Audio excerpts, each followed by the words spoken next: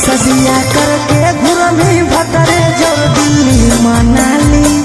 यार तोर देतहु गाली हमारा छोड़ के बनली छौड़ी गे जामुइया वाली माल निकल ही जाली।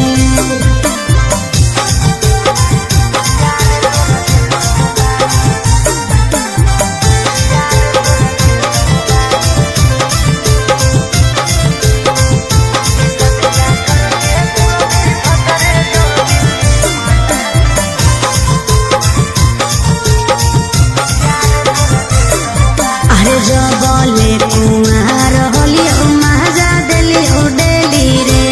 अब खुश रखतो हमर सखिया सहेली रे बुझनी जो भातार घर गे नहीं करबो तोरा याद हम पटन में लेबोगे सभे छौड़ी न से सवा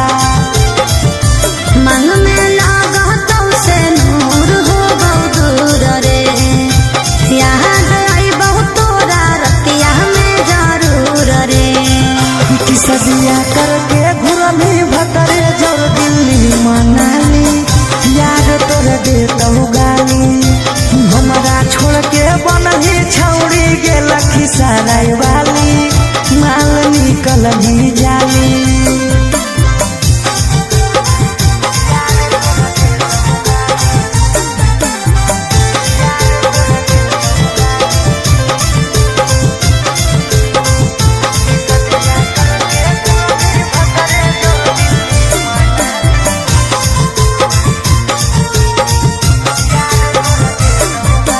प्यार मोहब्बत सब उम्र के है दोस्तरे तुम खुश रही है नहीं करी है अफसोस रे सौरभ ओमा कांत के नहीं पारा तो फरा माला मिल जैते गे तोरो से चाचा चा